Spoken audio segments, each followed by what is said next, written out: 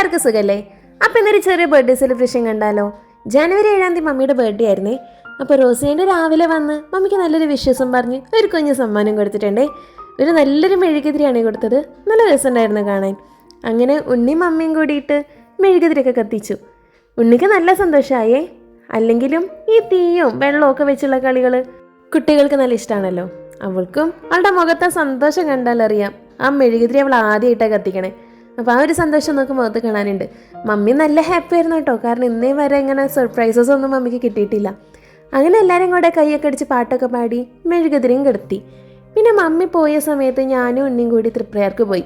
എന്തെങ്കിലും ഒരു ഗിഫ്റ്റ് നമ്മൾ മേടിച്ചു കൊടുക്കണ്ടേ. അപ്പം വൈമോളിലേക്ക് പോയി. ആദ്യം സ്റ്റുഡിയോയിൽ പോകാമെന്ന് വിചാരിച്ചു. പിന്നെ ഫാഷൻ സ്റ്റോറിലേക്ക് ഒന്ന് കയറിപ്പോയി. അപ്പോൾ അവിടെ നല്ല ടോപ്പൊക്കെ കിട്ടിയേ. ഈ ഗിഫ്റ്റ് ഞാൻ ആദ്യമായിട്ട് എൻ്റെ സേവിങ്സ് ഒന്നും മേടിക്കണ്ട. അപ്പോൾ ഈ ഒരു ഗിഫ്റ്റിന് അങ്ങനെ ഒരു പ്രത്യേകതയും കൂടി ഉണ്ട്.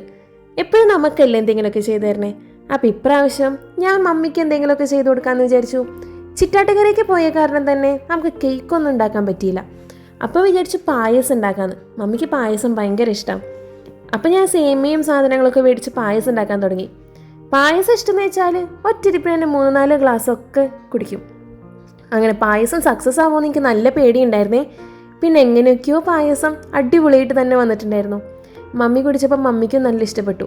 പിന്നെ ഉണ്ണിയുടെ ഗിഫ്റ്റ് കൊടുത്ത് മമ്മിക്ക് കൊടുത്തു. മമ്മി ഇത് ഒട്ടും പ്രതീക്ഷിച്ചിട്ടുണ്ടായിരുന്നില്ല കേട്ടോ. അങ്ങനെ മമ്മിക്ക് ഗിഫ്റ്റ് നല്ല ഇഷ്ടപ്പെട്ടു. നിങ്ങൾക്ക് ഇഷ്ടപ്പെടുകയാണെങ്കിൽ ഒന്ന് പറയണേ. അങ്ങനത്തെ നമ്മുടെ കഥാനായിക ഇവിടെ റെഡി ആയിട്ട് വന്നിട്ടുണ്ടേ. പിന്നെ ജനുവരി 7 തെനഹാ തിരുനാളല്ലേ, അന്നാണ് നമ്മൾ പുൽക്കൂട കഴിക്കുക. അപ്പം നമ്മുടെ യൂണിറ്റിൻ്റെ പുൽക്കൂട കഴിക്കാൻ പോയപ്പം റോസേൻ്റെ ഒരു സർപ്രൈസ് ആയിട്ട് ഒരു കുഞ്ഞ് സെലിബ്രേഷൻ അവിടെ പ്ലാൻ ചെയ്തിട്ടുണ്ടായിരുന്നേ. അങ്ങനെ മമ്മിയും ഉണ്ണിയും കൂടെ കേക്കൊക്കെ മുറിച്ചു, മെഴുകുതിരിയൊക്കെ ഊതി. അവർ നല്ല ഹാപ്പി ആയിരുന്നു. മമ്മിയുടെ മുഖത്ത് സന്തോഷം കണ്ടാലറിയാം മമ്മി നല്ല ഹാപ്പി ആയിരുന്നു. അങ്ങനെ കേക്കൊക്കെ ഉണ്ണി മമ്മിയുടെ വായിൽ വെച്ചു, മമ്മി ഉണ്ണിയുടെ വായിൽ വെച്ചു. പിന്നെ റോസാൻ്റെക്ക് കൊടുത്തു. ഇപ്പോൾ വരും ഇതാണ് ഞാൻ. അങ്ങനെ ഞാനും കേക്കൊക്കെ വായിൽ വെച്ച് കൊടുത്തു. എല്ലാവരും ഹാപ്പി ആയിരുന്നു. അത് കഴിഞ്ഞ് ഞാൻ ഉണ്ടാക്കിയ പായസവും എല്ലാവരും കുടിച്ചു. എല്ലാവർക്കും നല്ല ഇഷ്ടമായി.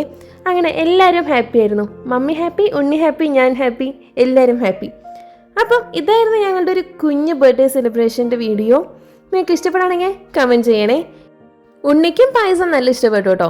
ഉണ്ണിയും ദേ ഒരു ഗ്ലാസ് പായസം ഫുള്ള് കുടിച്ചിട്ടുണ്ട്. അപ്പം ഇത്രയേ ഉള്ളൂ ഇന്നത്തെ വീഡിയോ. പിന്നെ കാണാം. ബൈ.